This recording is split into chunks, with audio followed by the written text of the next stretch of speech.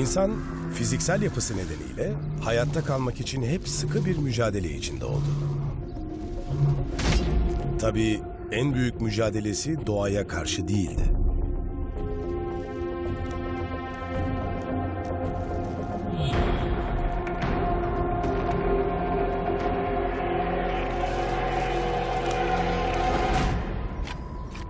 Barınabilmek, düşmanlarından korunabilmek ve beslenebilmek için çeşitli araçlar geliştirmek zorunda kaldı. Ve şüphesiz bu araçlardan en önemlisi kaderini tamamen değiştiren ok ve yaydı. Ok ve yay, insanlara önce kendinden çok daha hızlı hayvanları avlama şansı, daha sonra ise gruplar halinde uzaktan savaşabilme yetisi kazandırdı. Okun hedefi, insanlığın yönünü de belirledi. Bu silahın gücünü fark eden birçok medeniyet, varlığını sürdürebilmek için onu kusursuz hale getirme yarışına girdi.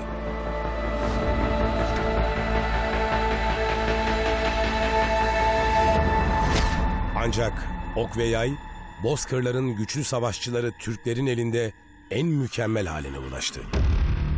Yaşadığınız yer insafsız bir bozkırın ortası ise varlığınız fırsatları anında yakalayabilmenize bağlıdır. En önemlisi esnek olması. Kolumu hissetmiyorum. Ölçüm için hazırsın. Tendonu bacaktan ayırmamız gerekiyor. Başlayalım o halde. Belgeselimizde insanlıkla yaşıt bu silahın çağlar süren yolculuğunu izleyecek, Orta Asya'dan Avrupa'ya kadar uzanan muhteşem Türk okçularının izini süreceğiz.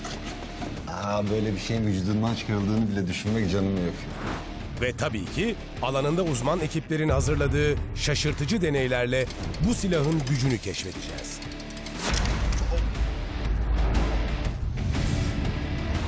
Ok yaydan çıktı. Hazır olun.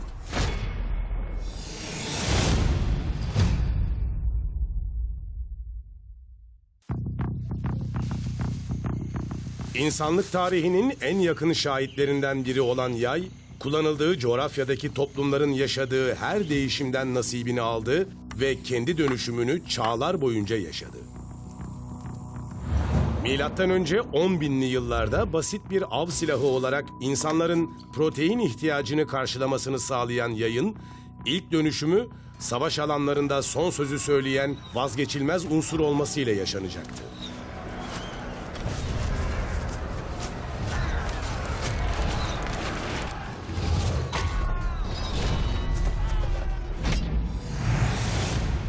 ...15. yüzyılda yaşadığı ikinci dönüşümü ise... ...onu 21. yüzyıla taşıyarak... ...bambaşka bir noktaya getirecekti. Yay, yüzyıllar boyunca temel askeri unsur olarak kullanıldı. Ancak ateşli silahlardaki değişim... ...bir savaş aracı olan yayın... ...spor aracına dönüşmesine sebep oldu. Aynı zamanda savaşçı da... ...bu süreç içerisinde sporcuya dönüşüyordu. Spor okçuluğunun insan hayatındaki yerini aldığı emekleme döneminde ona sahip çıkan ve kurumsallaştıran devlet de doğal olarak yaylarıyla büyük zaferler kazanan Osmanlı İmparatorluğu olacaktı. Peki okçuluk Osmanlı'da kurumsal bir spor haline geldikten sonra okçular nasıl eğitilmeye başlandı? Canbi ve İbrahim, tarihçi Koray Şerbetçi'nin yardımıyla Türkler arasında en çok sevilen spor dallarından biri olan darp okçuluğu üzerinden bu sorunun cevabını bulacaklar. İskitlerden beri Türk devletlerinde yay sadece savaş alanlarında kullanılmamış, hayatın her alanına sirayet etmiş. Mesela İstanbul'da dolaşan seyyahlar boş arazilerde eğlence amaçlı ok atışı yapan gençlerden bahsederler. Dönemin gravürlerine baktığımızda padişahların bile darp atışı çalıştıklarını görüyoruz. Peki bu darp atışı antrenmanları nasıl bir disiplin üzerine kurulmuştu? Usta okçu olmak için hazırlanan aday tahta bir hedefe bir ay boyunca her gün 300 defa ok atışı yaparak antrenmanlara başlardı.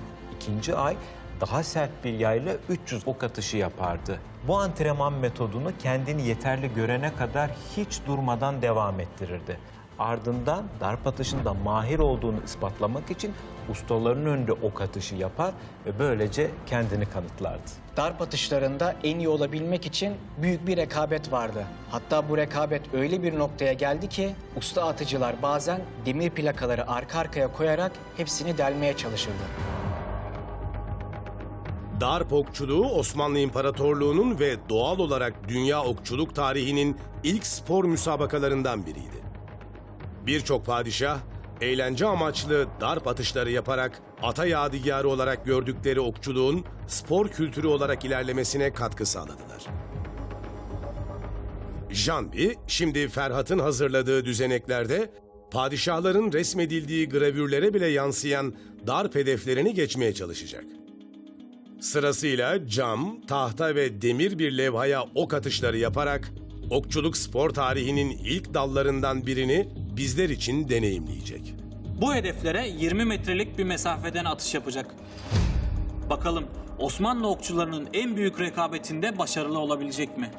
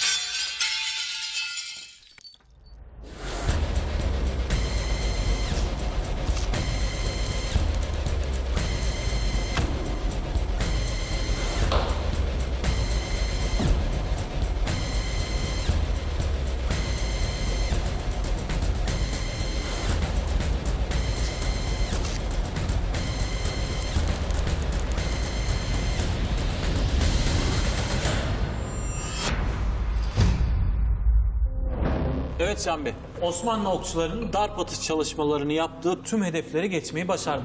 Kullandığımız hedefler daha önce Osmanlı ok ve yaylarıyla aşmayı başardığımız materyallerdi. Benim için çok zorlayıcı olmadı. Asıl zor olan bunu ok meydanında her gün yüzlerce insan önünde tekrar etmek olmalı.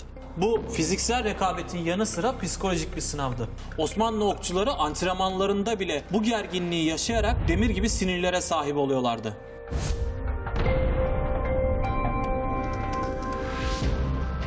Fiziksel ve zihinsel olarak güçlü sporcular yetiştirip onların arasında müsabakalar organize eden ilk sportif okçuluk teşkilatı 1453 yılında İstanbul'un fethinden sonra Fatih Sultan Mehmet'in emriyle kurulmuştu.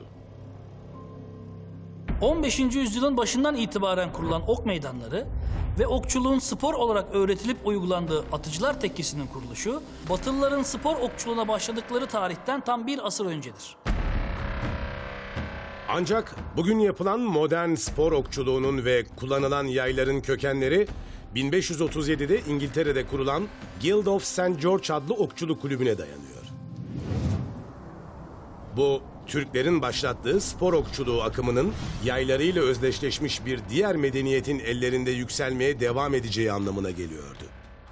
Okçulukla ilgili hassasiyeti olan yalnızca İngiltere kralı değildi. İngiliz yazar Roger Ascham 1545 yılında yayınladığı Toxophilus adlı kitabıyla bu alandaki bilginin korunmasında ve okçuluğa ilginin artmasında önemli bir paya sahipti. 1600'ler boyunca İngiltere'de pek çok dernek kuruldu ve düzenlenen turnuvalarla okçuluk bir müsabaka sporu haline aldı. İngiltere'nin bu girişimlerinden yaklaşık 300 yıl sonra 20 Mayıs 1900 tarihinde yaşanacaklar ok ve yay için yeni bir çağın başlangıcı olacaktı. O gün Fransa'nın başkenti Paris'te okçuluk bir spor branşı olarak ilk kez olimpiyat oyunlarında yer aldı. Okçuluk artık savaş sanatı olduğu zamanlardaki gibi hemen hemen tüm milletler tarafından ilgi duyulan uluslararası bir spor branşı haline geldi. Tabii bu değişim kaçınılmaz bir devrimi de tetikledi. Yaylar, modern dünyanın teknolojik nimetlerinden faydalanarak atıcının işini iyice kolaylaştıran malzeme ve tasarım desteğini alarak yenilendi. Peki günümüz yaylarının teknolojinin yardımıyla geleneksel yaylardan daha kolay atışlar vaat etmesini sağlayan bu yenilikler nelerdi? Janvi ve İbrahim bu sorunun cevabını bulmamızı sağlayacak. Bu yaylar mümkün olan en doğru atışı yapabilmek için tasarlanmış. Okun her defasında aynı reaksiyonu gösterebilmesi için çeşitli parçalar eklendi. Mesela ön rotlar ve yan rotlar. Bu aparatlar ne işe yarıyor? Okçunun yayını dengeli bir hizada tutabilmesini sağlıyor. Tabii dengeli bir tutuş iyi bir atış demek. Kesinlikle. Ayrıca dengeleyicilerin yanı sıra titreşimi azaltmak için çeşitli parçalar da eklenmiş. Nişangah dampırı ve arpacık dampırı. Yaydaki titreşimi minimum seviyeye indirmek için kullanılan ekipmanlar.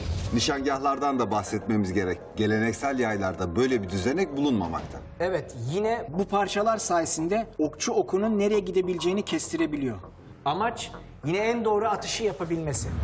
Kanatlarının uç bükümlü olması Osmanlı yaylarında gördüğümüz bir özellik. Her ne kadar uzun yaylı olan benzerliği olsa da Osmanlı yaylarına benzeyen yönleri de yok değil.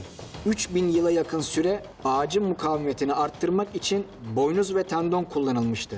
Biz bu tür yaylara kompozit yaylar diyoruz. Olimpik yaylar tıpkı Osmanlı yayları gibi modern, kuvvetli kompozit malzemelerden üretiliyor. Modern yaylar üzerinde yapılan en önemli çalışmaysa hedef odaklı atışlarda maksimum verimi almak üzerineydi. Osmanlı yayları gibi geleneksel kompozit yaylar, yaylım ateşi amacıyla kullanılan menzil silahlarıydı. Bunun da en büyük sebebi okun yaydan çıktığında yaptığı savrulma yüzünden hedefi tutturma oranının düşük olmasıydı. Yüksek hızlı kameralar sayesinde okun yaydan çıkış anında kıvrılarak gittiğinin anlaşılmasıyla bu hareketi kontrol altına alma çabaları hızlandı. Bulunan çözüm basit ama etkiliydi. Yayların kabzalarına pencere açılarak ok yatağı eklendi ve ok kirişle aynı hizaya getirildi. Bu da okun çıkış anında savrulmasının önüne geçerek daha isabetli atışlar yapılmasını sağladı. Olimpik yay tüm bu gelişmelerin ardından atışı etki eden bütün faktörleri minimize ederek salt sporcunun performansını öne çıkaran bir kimliğe bürünmüş oluyordu. Bu yüzden okçular olimpik seviyede gerekli olan performansa sahip olmak adına özel tekniklerle eğitilmeye başlandı. Great camera perspective. Another 10 here. Önceki testlerde Ferhat'la beraber Osmanlı ordusunun en önemli okçu birliği Solakların kas hafızası oluşturmak adına yaptıkları eğitimlerini analiz eden Janvi, şimdi de günümüz olimpiyat okçularının antrenmanlarını deneyimlemek için atış alanında. Janvi, şimdiye kadar yaptığımız testlerde genellikle bir savaş anını simüle etmeye çalıştık. Savaşın kaosu arasında okçunun dört bir yandan gelen tehditlere karşılık verirken atış pozisyonuna dikkat etmesinin pek de mümkün olmadığını birlikte gözlemledik. Saniyelerin bile hayati öneme sahip olduğu savaş alanlarında okçunun bunu göz önünde bulundurması pek de mümkün değil. Ama okçuluk artık bir savaş metodu değil, bir spor branşına dönüşmüş durumda. Dolayısıyla sporcu iyi bir atış yapabilmek için pek çok parametreyi bir araya getirmek mecburiyetinde. Atış fazı, okçulukta başarıyı belirleyen en önemli faktörlerden birisi. Bu nedenle sporcunun iyi bir atış yapabilmesi için doğru pozisyonda olması şart. Peki bu amaçla ne tür çalışmalar yapılıyor? Antrenörler sporcu gelişimi açısından bu konuya büyük önem verirler. Basınç sensörleri aracılığıyla atış anındaki vücut ağırlığının dengeli olup olmadığını kontrol edebiliyoruz. Bu testte doğru pozisyon alıyor musun onu kontrol edeceğiz. Ferhat'ın üzerinde durduğu Janvi'nin uygulamasını istediği doğru vücut pozisyonu için ayaklar omuz genişliğinde açık tutulmalı ve vücut ağırlığı dengeli bir şekilde iki ayak üzerine dağılmalı. Ayrıca gövde dik, karın içeride ve kalça vücudun pozisyonuna göre çok az dışarıda olmalı. Bütün bunların yanı sıra vücudun ekseni karşıdan bakıldığında iki ayağın tam orta noktasında yer alan ağırlık merkezi ile aynı hizada durmalı. Janvi, tüm bu kurallara uyarak olimpik sporcuların atış tekniklerinin değerlendirildiği bir teste tabi tutulacak. Biyomekanik değerlendirme için Janvi, basınç sensörü üzerinde 10 atış yapacak. Ferhat ve ekibi de bu sırada verileri anlık olarak görerek sonuçları değerlendirecek. Janvi, hazırsan platforma alalım seni. Evet, hazırım. İşaretli atışlarına başlayabilirsin. Süre kısıtlaman yok, unutma. Önemli olan doğru pozisyonda atış yapabilmen.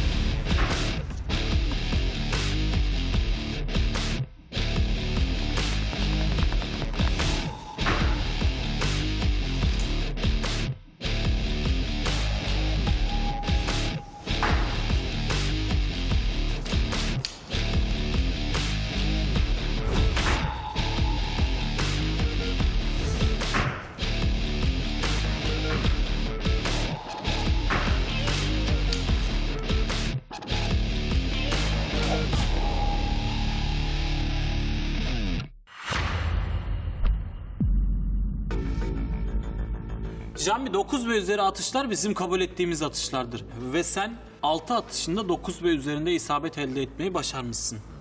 Basınç platformundan gelen verilere baktığımda bu atışların oldukça dengeli olduğunu görüyorum. Yani her iki ayağını da eşit ağırlıkta yere basmışsın. Duruşum dengeli olunca sonuç da iyi olmuş. Doğru. Ama sanırım diğer 4 atışımda sorun yaşamışım. Evet, maalesef öyle Can Bey. Bu 4 atışta genellikle sol ayağına ağırlık bindirdiğini görüyorum. Çekiş esnasında öne fazla eğilmişsin ve atış anında da bunu sürdürmüşsün. Bu nedenle de atışların hedefin altında kalmış.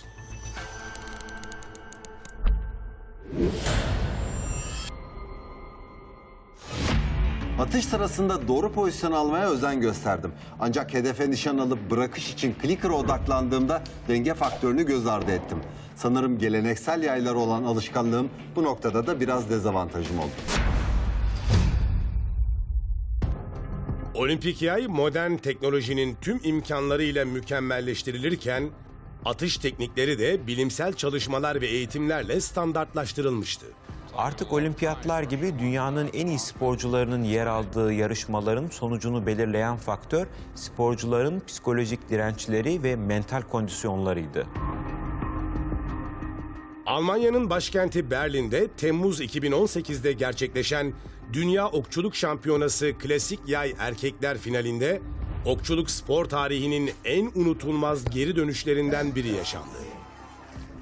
Türkiye Okçuluk Milli Takım sporcusu Mete Gazoz'la Güney Kore'den Lee Wo-seok'un karşı karşıya geldiği mücadelede milli sporcumuz son setteki atışlarıyla geride olduğu maçta skoru 5-5 beraberliğe taşımayı başarmıştı. Oh, and he's got it. He's got the 29. So again, 10 will level things up, and that will mean he gets to 6 set points and the gold. And he's got a 9.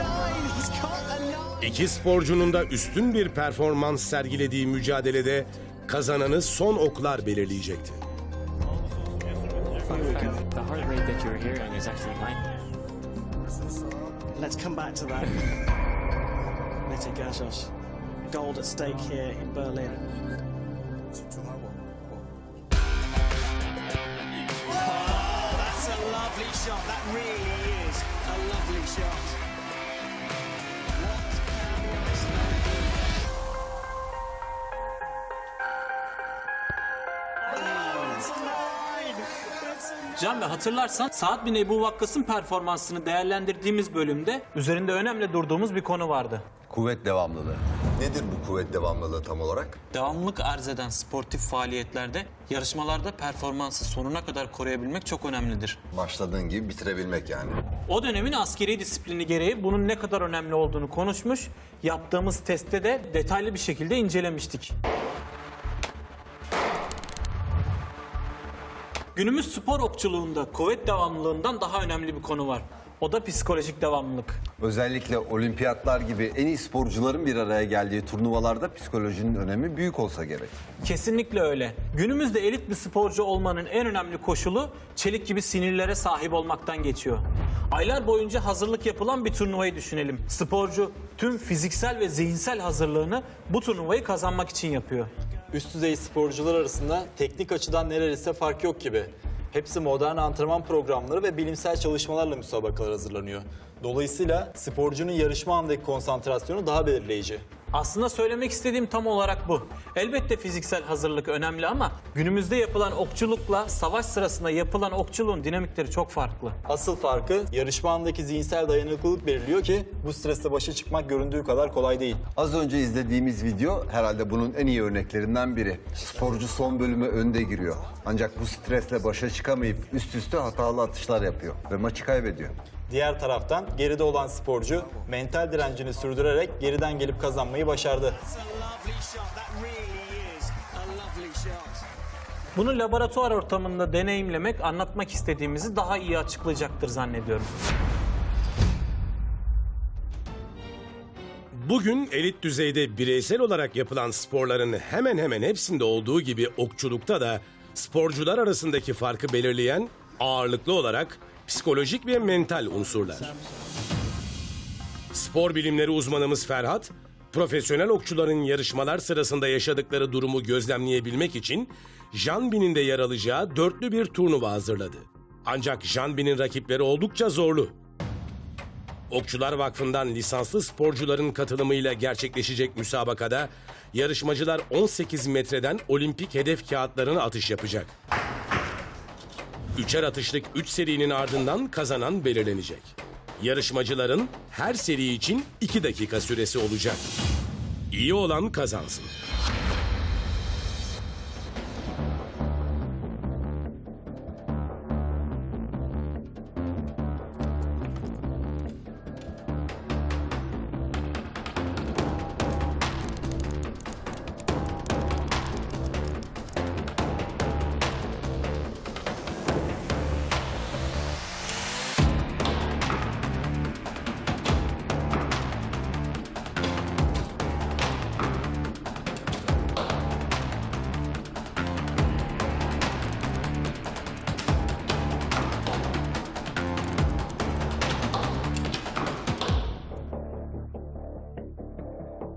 İlk atışların ardından Ferhat puanları hesaplayarak sporcuların hanelerine yazıyor.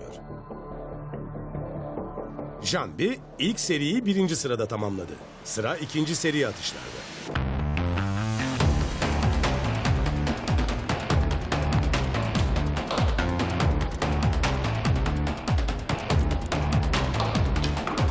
Puanlar birbirine çok yakın. Janbi liderliğini sürdürmek için hata yapmamaya dikkat etmeli.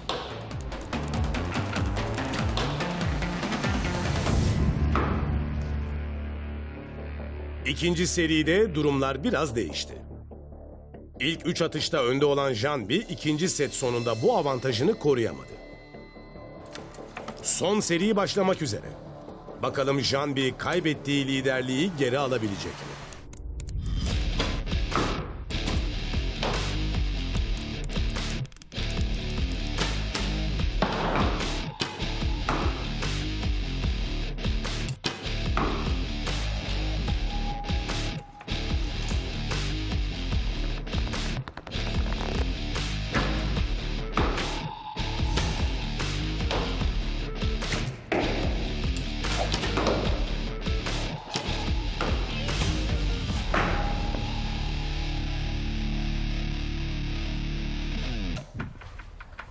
Janbi, ilk seri itibariyle 1. sıradaydın. Ama yarışma ilerledikçe geriledin ve maalesef sonuncu oldun. Aslında yarışmaya iyi başladım. İlk bölümü de önde bitirdim. Ancak ikinci seri için aynı şeyi söyleyemem. Zaman zaman kötü atışlarım oldu. Buna çok takılmamaya çalışsam da rakiplerimin performanslarını devam ettirmesi beni etkiledi diyebilirim. 3. seriyle birlikte kazanamayacağım endişesiyle ritmim bozuldu ve atış keskinliğimi tamamen kaybettim. İstersen atışlarını daha yakından inceleyerek sorunun nereden kaynaklandığına daha detaylı bakalım. Janbi, yarışmaya çok iyi başladın. İlk atışında da tam puan almayı başardın. Bu atışın verdiği özgüvenle diğer atışlarında da yüksek skor elde ettiğini görüyorum.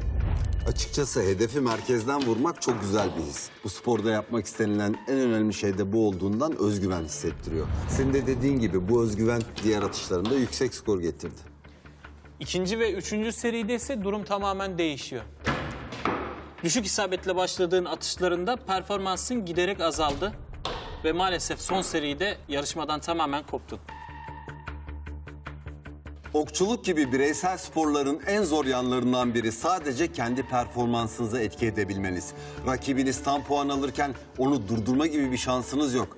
Bu yüzden sakinliğinizi korumak zorundasınız. Konsantrasyonunuzu kaybetmemeli ve sıra size geldiğinde kaldığınız yerden devam edebilmelisiniz. Ancak bunu başarmak söylendiği kadar kolay değil. Bu yoğun mental çalışmalar ve müsabaka deneyimiyle aşılabilecek bir durum. Aslında mental güç, yüzyıllardır bu aleti kullanan her okçu için çok önemli bir detaydı. Ama psikolojik dayanıklılığın günümüzde bu kadar önem kazanmasının en büyük sebebi, yayların okçuları fiziksel olarak eskisi kadar yıpratmayıp sadece atışa konsantre olmalarını sağlamasındandı.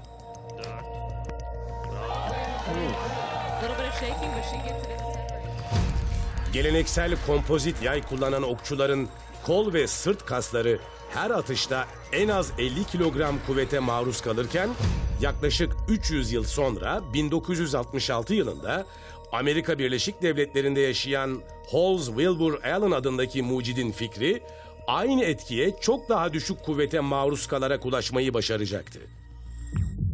Makaralı yay olarak patent alınan bu yeni tasarımda yay kollarının uçlarında birer makara vardı.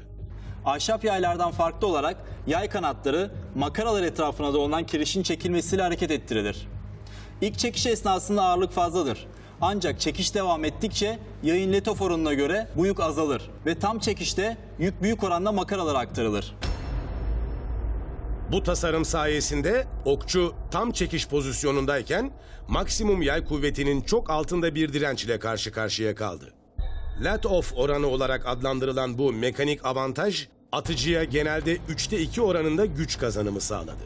Yani 60 kilogramlık bir yayın tam çekiş anında okçunun üzerinde 20 kilogramlık bir kuvvet uygulayacağı anlamına geliyordu. Bu yenilik M.Ö. 800'lü yıllarda İskitli mühendislerin ahşap gövdeyi desteklemek için boynuz ve sinir kullanmasından sonra yay teknolojisinde yaşanan en büyük devrimdi.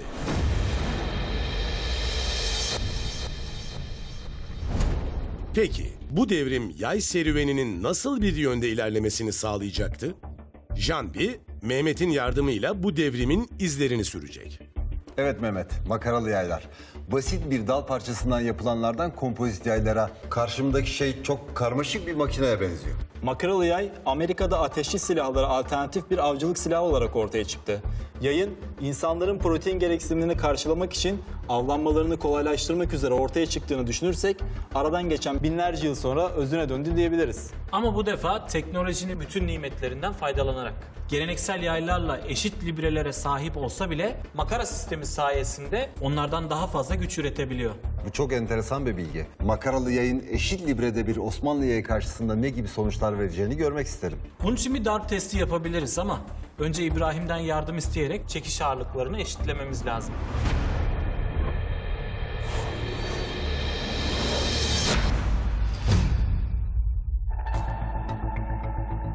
Janbi, Osmanlı yayıyla karşılaştıracağı makaralı yayın çekiş kuvvetinden emin olmak için İbrahim'in yanında.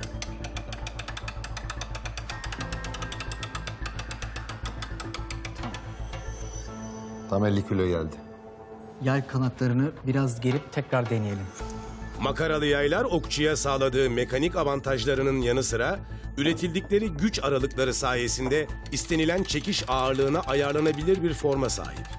Bu da tek bir gövdeyle çok farklı kuvvetlerde yay performansları almayı sağlayan ayırt edici bir özellik olarak onu Osmanlı yayları gibi kompozit yaylara göre daha kullanışlı kılıyor. Evet, her iki yay da 55 kilogramda. Artık darp testinden doğru verileri elde edebileceğiz. Antik çağlardan miras kalan mühendisliğin en gelişmiş hali olan Osmanlı kompozit yayı mı? Yoksa yeni dünyanın mekanik harikası makaralı yay mı? Bakalım darp testinden hangisi galip çıkacak? Hangi yayın daha fazla güç üretebildiğini öğrenmek adına farklı materyallerden oluşan 3 kademeli bir hedef düzeni hazırladım. Nedir bu materyaller? En önde cam var Canbi. Arkasındaysa 10 mm kalınlığında beton bir levha. Son olarak da metal plaka. Osmanlı yayıyla çeşitli hedeflere atış yaptım ve gücünü çok iyi biliyorum. Ancak beton kulağa biraz iddialı gelmiyor mu? Deneyip göreceğiz.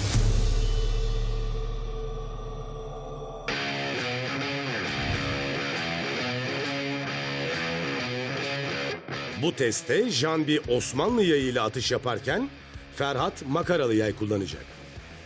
Her zaman olduğu gibi yüksek hızlı kameralar kayıtta. Janbi ve Ferhat işaretle birlikte atışlarını yapmak için hazır.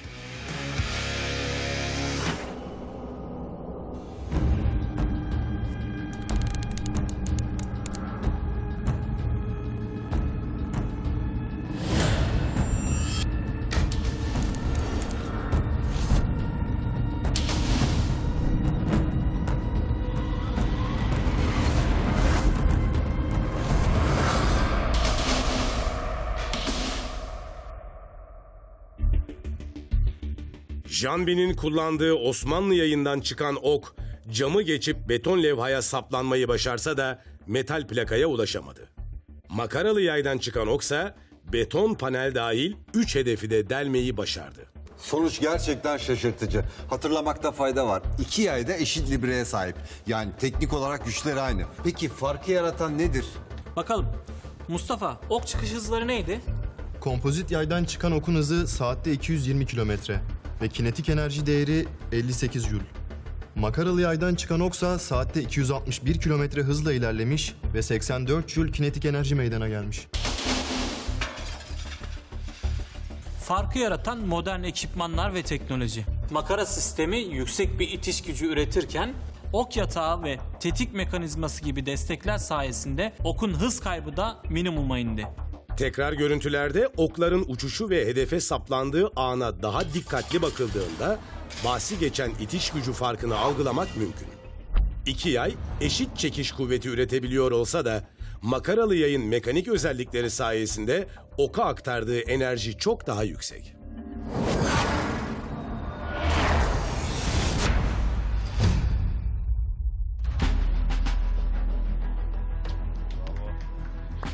Okçuluk savaş sanatı özelliklerinden kopmuştu.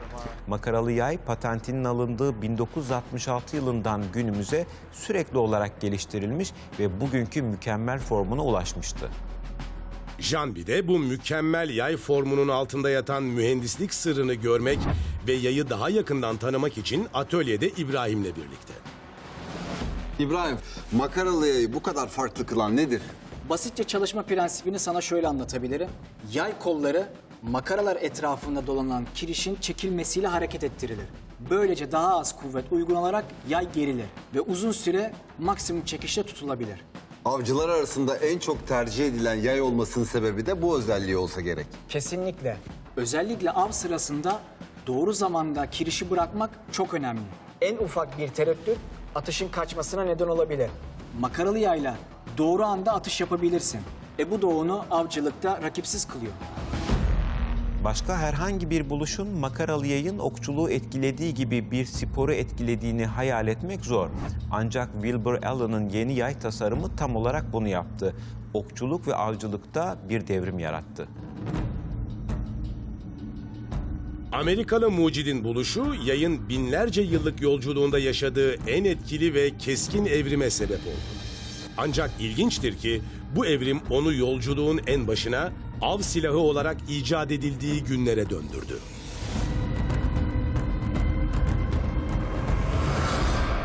Tabii ki insanlar günümüzde protein ihtiyacını karşılamak için avlanmıyor.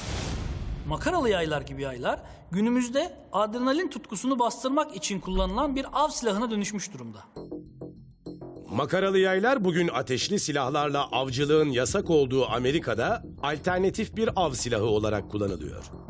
Bu yüzden Janbi de makaralı yayı ateşli silahlarla karşılaştırarak av sırasında gerçekten avantaj sağlayıp sağlamadığını değerlendirecek. Avcı toplayıcıların icat ettiği basit yay karşısında makaralı yay başka bir gezegenden gelmiş gibi görünüyor. Bu durumda onu karşılaştırabileceğimiz silah başka bir yay değil ancak ateşli bir silah olabilir. Peki makaralı yay gerçekten de ateşli silahlara rakip olabilir mi? Janbi bu amaçla yapacağı test için silah operatörü Ahmet Pınar'dan yardım alacak. Janbi makaralı yayla atış yaparken Ahmet 36 kalibrelik bir av tüfeği kullanacak. Hedefte ise arka arkaya yerleştirilmiş içi kumla dolu 3 adet plastik kova var. Ahmet tüm güvenlik önlemleri alındıktan sonra atış yapmak için hazır. Atış var!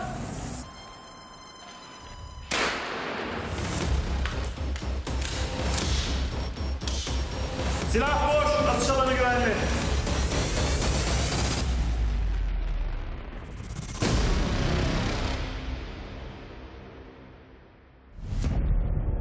Giriş yeri tam olarak burada. Ama çıkış deliği yok. Mermi kumun içinde kalmış. Mermi çekirdeği saatte 1321 kilometre hızla kovaya saplandı. Meydana gelen kinetik enerji değeri ise 1683 Joule. Bu rakamsal olarak inanılmaz bir değer. Ancak mermi çekirdeği ilk kovayı bile aşmayı başaramamış.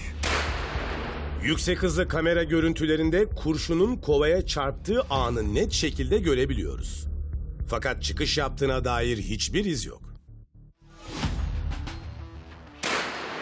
Tüfek barutun ateş almasıyla birlikte büyük oranda enerji açığa çıkarsa da Ahmet'in ateşinde kurşun kuma saplanmış ve bu enerjisini daha fazla sürdürememiş. Bakalım Jambi makaralı yayla nasıl bir sonuç elde edecek? Jambi makaralı yayıyla 36 kalibrelik bir tüfeğe meydan okuyor. Bu onun için zor bir sınav olacak.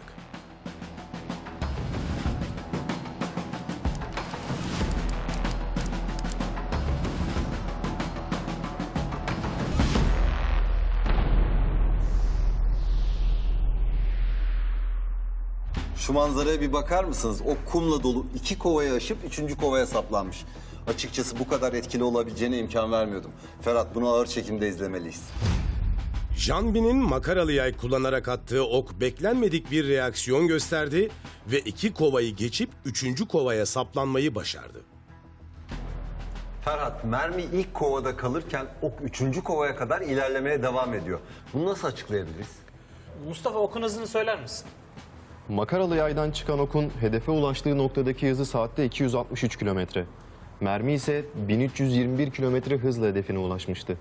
Merminin sahip olduğu bu yüksek hız ve kinetik enerji yoğun ve akışkan haldeki kum tanecikleriyle temas ettiğinde aynı ölçüde büyük bir direnç meydana getiriyor. İşte bu da merminin delici özelliğini yitirmesine sebep oluyor. Bu durumda diyebiliriz ki okun düşük hızı bir avantaja dönüşüyor. Kesinlikle. Aynen suya yumuşak bir şekilde elini sokmakla hızlı bir tokat atmak arasındaki fark gibi. İşte tam da bu sebeple bu filmlerde görmüş olduğumuz suyun altında çok yüksek hızlarla hareket eden mermiler aslında çok da gerçeği yansıtmıyor. Çok yüksek bir hızla suya çarpan bir mermi hızını çok çabuk kaybeder ve bir taş gibi suyun dibine çöker. Aslında düşük hızlı mermiler yüksek hızlı mermilere göre su altında çok daha hızlı hareket ederler. Mermi okla kıyaslandığında saatte 1321 kilometrelik inanılmaz bir hıza ve ölümcül bir enerji düzeyine ulaşsa da uzman ekibimizin balistik bilimi verileri ışığında yaptıkları test kanıtlıyor ki makaralı yaydan çıkan okun delici özelliği mermiye göre çok daha fazla. Uzun zamandır ateşli silahlarla ilgilenen biri olarak daha önce hiç böyle bir karşılaştırma yapma imkanım olmamıştı. Bu benim için de çok ilginç bir deneyim oldu. Açıkçası sonucun bu kadar keskin olabileceğini hiç düşünmemiştim. İlk bölümden itibaren pek çok farklı test gerçekleştirdik. Hepsi de birbirinden ilginçti. Ama itiraf etmeliyim ki beni en çok şaşırtan kesinlikle bu test oldu. Ok ve yay bizi hayrete düşürmeye devam ediyor.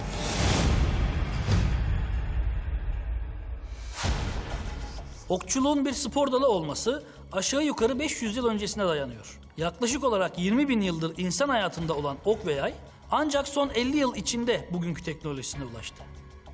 Makaralı yaylar da tıpkı geleneksel yaylar gibi ortaya çıkışı ve gelişimi itibarıyla bir tür silah olarak nitelendirilebilir olsa da aynı zamanda modern hedef okçuluğu turnuvalarında kullanılan bir spor aletidir.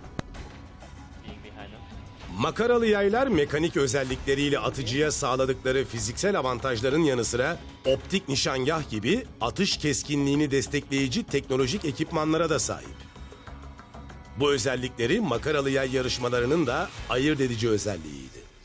Jambi, makaralı yayların merceğe sahip olması ve uzun süre hedefleme yapabilmesi onu olimpik yay branşından ayıran özellikler.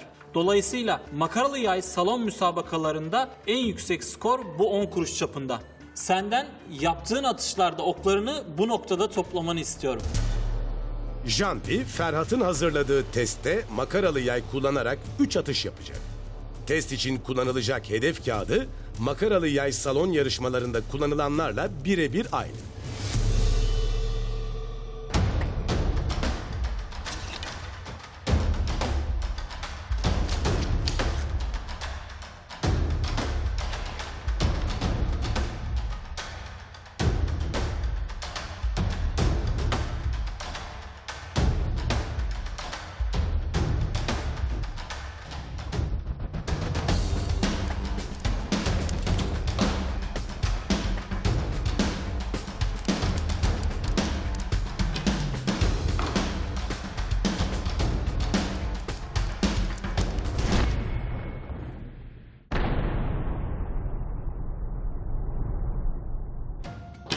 Jambi atışlarını bitirdi. Sonuçları yakından görmek için Ferhat'ın yanında. Jambi 3 okunu da istediğimiz noktaya toplamayı başarmışsın. Hatta 3. okunun tam ortadan vurmuşsun. Psikoloji testi işe yaramış gibi görünüyor. Ama bu defa işini biraz daha zorlaştırmak istiyorum. Bu sefer ne düşündün? Senin için bir düzenek hazırladım. İlgini çekeceğini düşünüyorum. Jambi şimdi de makaralı yaylara eklenen merceğin avantajlarını daha iyi anlayabilmemiz için Ferhat'ın hazırladığı düzenek sayesinde havada asılı kalan pimpon topunu 18 metreden atış yaparak vurmayı deneyecek. Bunu başarabilmesi için topun hareketlerini çok iyi gözlemlemek zorunda. Zor bir atış olacak ama Jambi ne yapması gerektiğini iyi biliyor.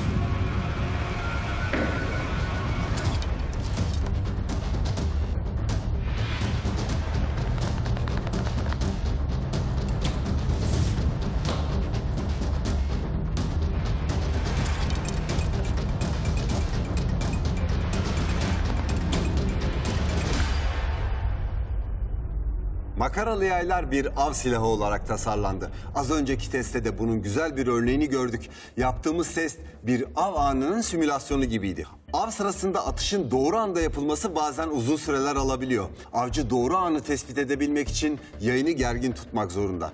Çekiş anında makaralar sayesinde bunu yapmak çocuk oyuncağı. Geriye kalansa doğru anda tetiğe basmak. Makaralı yayların icadı çıtayı çok yukarıya taşımıştı. Tarih bize gösteriyor ki yayın geldiği nokta asla bir son değil. Yeni bir başlangıç. Ok ve yay kimi tarihçilere göre ateşin icadı kadar önemli bir buluş. Bizi yeryüzünün diğer canlılarından ayıran hayal gücümüzün bilinen belki de ilk makinesi. Birçok ulusun yüzyıllar boyunca kullandığı ok ve yayın yolu Türklerle kesiştiğinde ise kendini çağlar ötesine taşıyacak bir yolculuğa çıktı.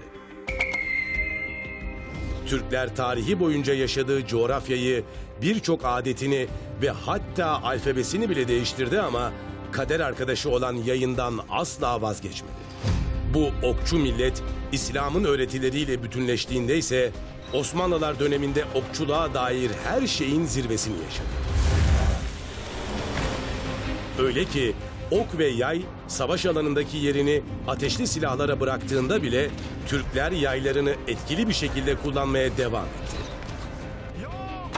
Yakın bir tarihte UNESCO'nun somut olmayan kültürel miraslar listesine aldığı geleneksel Türk okçuluğu uzun süre gereken ilgiden mahrum kalmış olsa da son dönemlerde yeniden eski görkemli günlerine dönme sinyalleri veriyor. Anlaşılan o ki Türk okçuluğunun serüveni kaldığı yerden devam edecek. O zamana kadar gözünüz hedefte olsun.